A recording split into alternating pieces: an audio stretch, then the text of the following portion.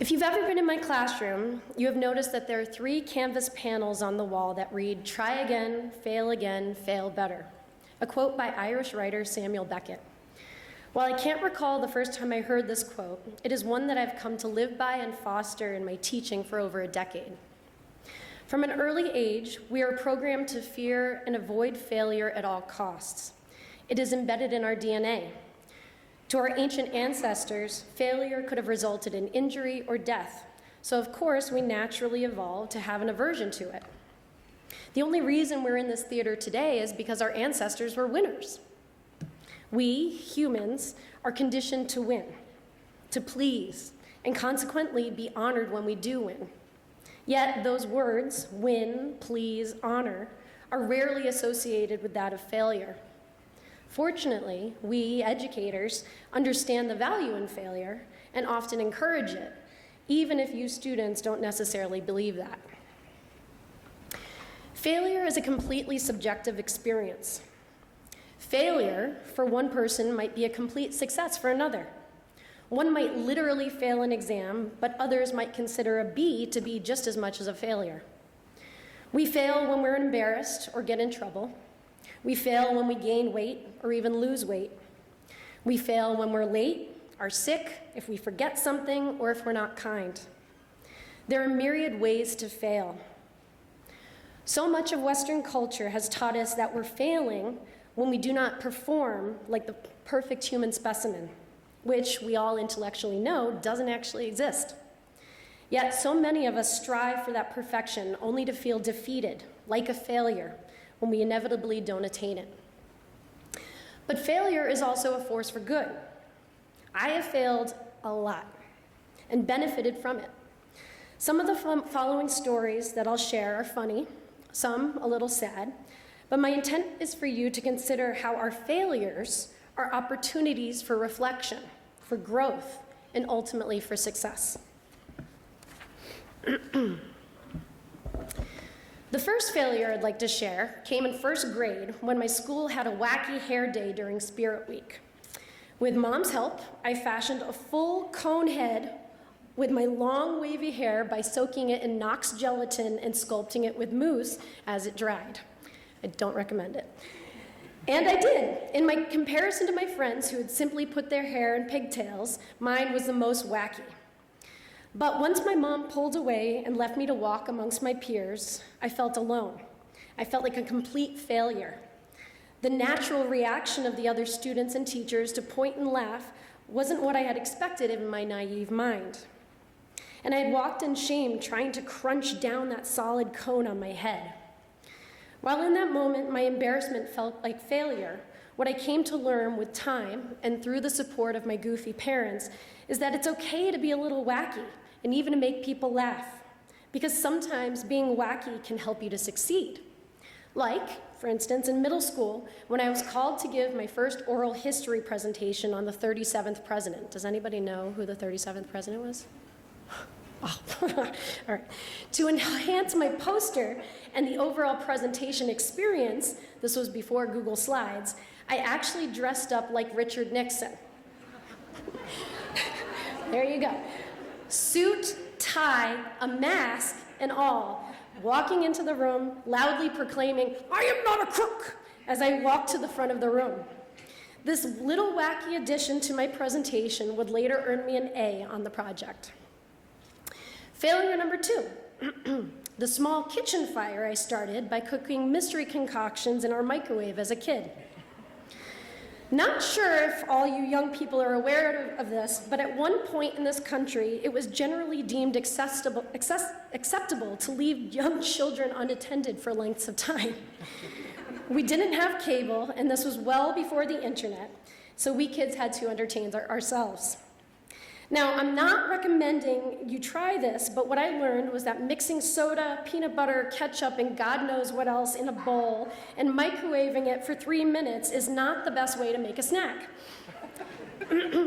While the house didn't burn down, it did have quite the aroma that lasted for at least a week afterwards.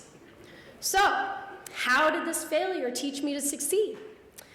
My mom's actually a chef, and she started to give me cooking lessons. And today I find myself inventing my own good recipes from scratch and possessing a real passion for cooking today.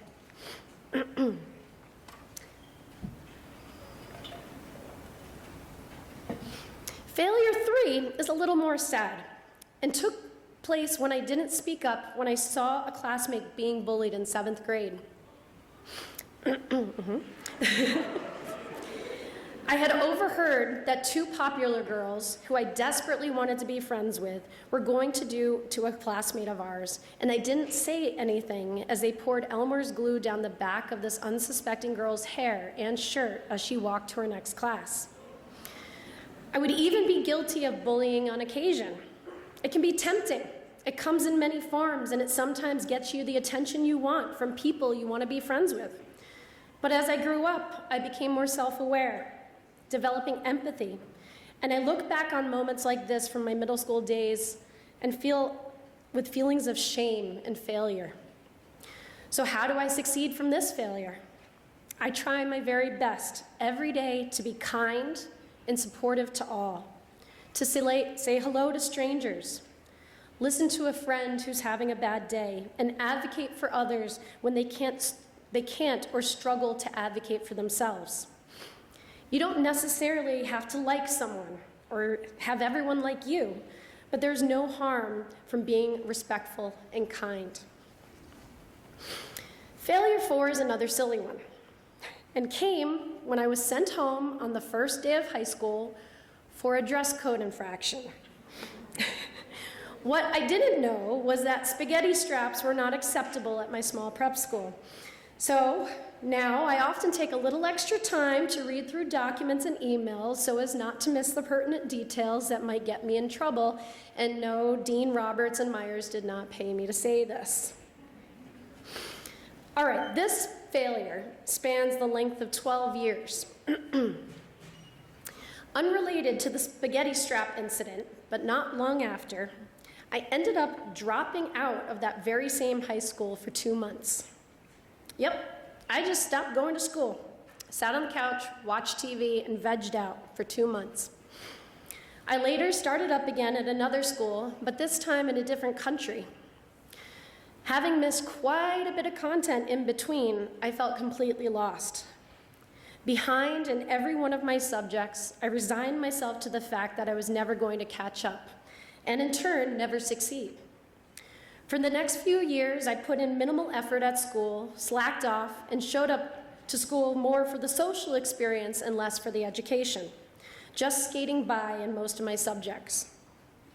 Despite my lackadaisical attitude and underlying pressure from society to conform to achieve that perfection, it caused me to struggle with my mental health, and I subsequently was hospitalized for a short time in my junior year.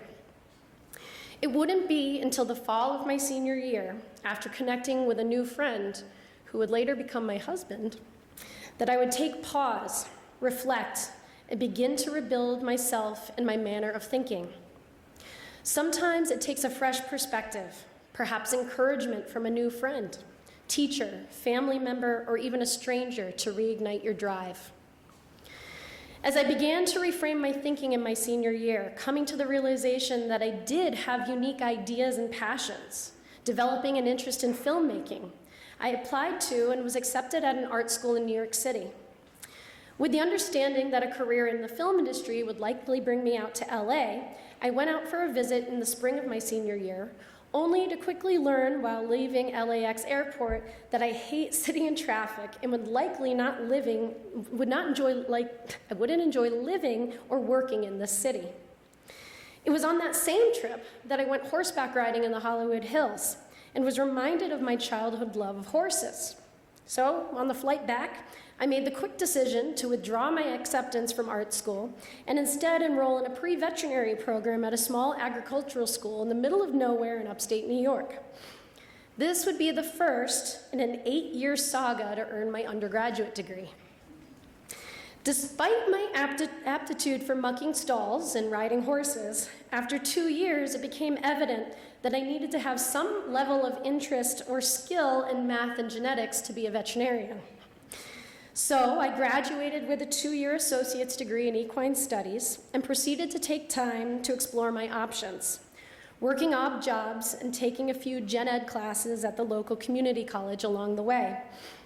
I would eventually transfer to an art program that would introduce me to the world of education and ignite a passion for the subject that I now love, and ultimately be recognized for on the state and national level. We are all students. From the moment we are born until the day we die, as students, we are challenged by a diverse range of topics in and out of school that stimulate all the different neural pathways in our minds that help us to grow. You, students, regardless of whether you like the subject or not, are challenged with a range of curricula to aid in your growth, with the expectation that one day, usually around the middle of your junior year, you will latch on to one of these many subjects as a focus for your time in college. You consequently spend the following year searching for that perfect school, stressing over applications, admissions essays, and deadlines, all on top of your existing school assignments, athletic requirements, and any possible social or family drama that inevitably takes up space in your mind. Despite all that, you're accepted. Perhaps not at your top choice school, but at college nonetheless. You've done all this work, taken the test, checked off the boxes, and that following fall, as the air begins to cool, you launch into that perfect career path. You've done it.